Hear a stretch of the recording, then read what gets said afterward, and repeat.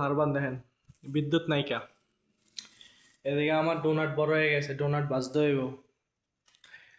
বিদ্যুৎ না থাকলে এই যে কারেন্টের হিটার দিয়া ডোনাট বাজি হইতো না।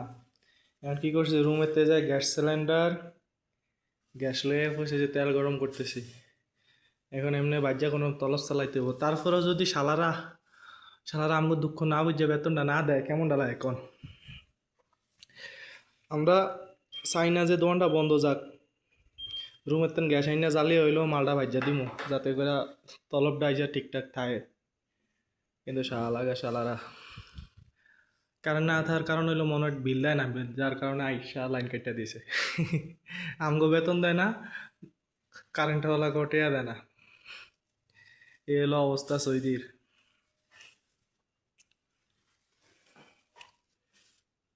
শুধু এই বড় মালগুলা জায়েজ আছে, কিন্তু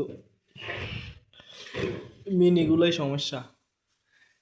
এন মাত্র 6 কেজি মাল, আরো 2 কেজি বানাইতে হইব, কিন্তু মাকিনা নাই, কারেন্ট নাই, মাকিনা নাই, বানান যেত না আর।